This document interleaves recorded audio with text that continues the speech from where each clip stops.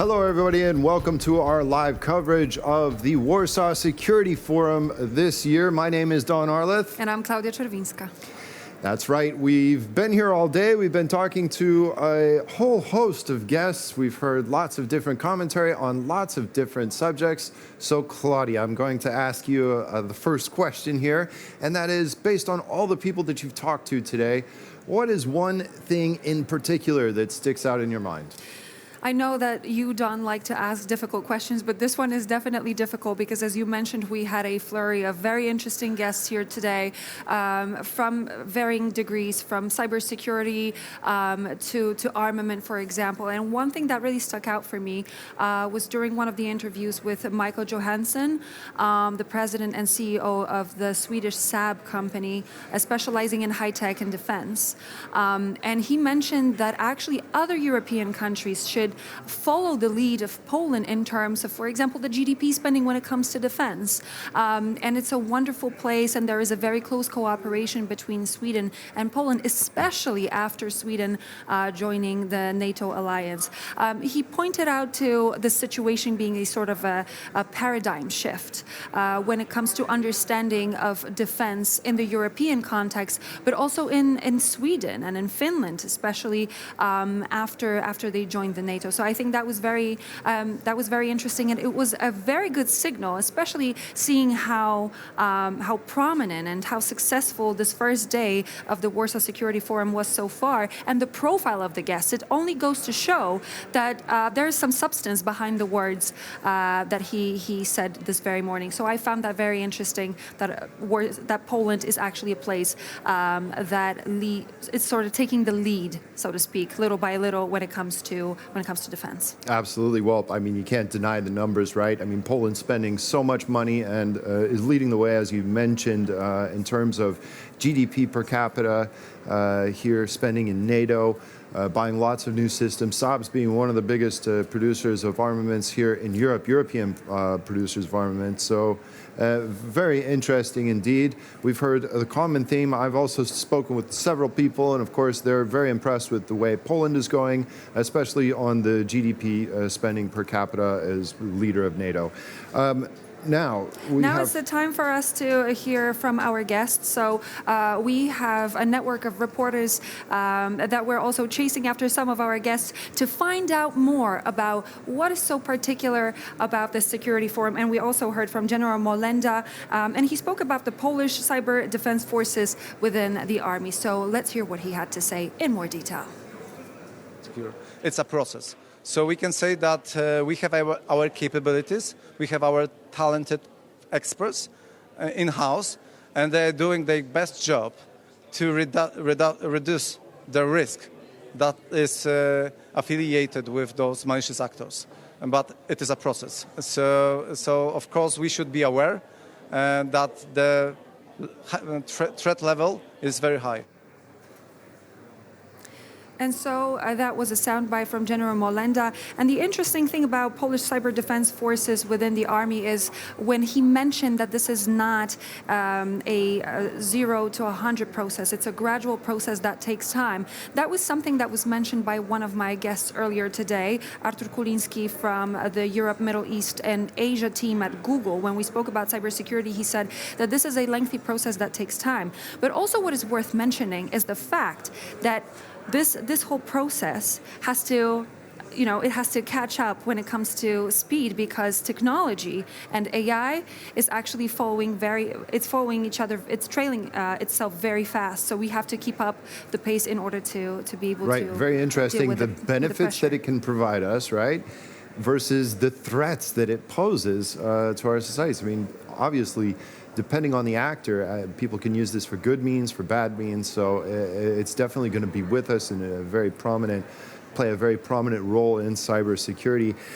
Well, that's not the only thing that we've heard today. We've heard various people speak on various subjects, but one thing that sticks out in my mind is, of course, the U.S. elections.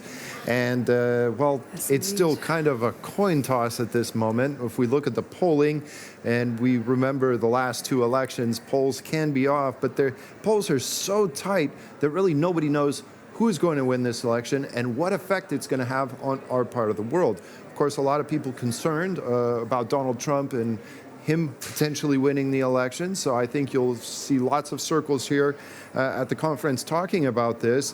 Former Dutch Defense Minister, Minister Ollengren, he spoke with, I believe it was Mark Steele, and well, he talked about the Trump election win, if that does happen, and what it could mean, and what it could mean for our continent. Let's take a listen. The thing we fear most if Trump were to win is his unpredictability. And I think we have to do everything to convince Donald Trump and those responsible in office that it is in the interest of the United States that we have peace and security in Europe, and therefore that the United States must continue to invest in our partnership and in deterrence here in Europe. And we also have to remember that Mark Rutte from the Netherlands is also taking over as NATO Secretary General. Some people even call him the Trump whisperer. So if Donald Trump does get Please into... elaborate. Well, they say during the Trump administration that he actually had really good contact with Donald Trump when he was sitting at these NATO meetings and trying to get other NATO members to spend their fair share, as he described it, 2% minimum that many members of NATO had committed to earlier but had failed to live up to those expectations. It's just now that Germany is going to hit that 2% mark, and that is coming up this year, just now, after years of commitment. So we heard more detail on the forum taking place today from our guest, but now it's time to go to our reporter, our very own Marek Steele, who is here with us, keeping his hand on the pulse. So let's see what Marek has to say.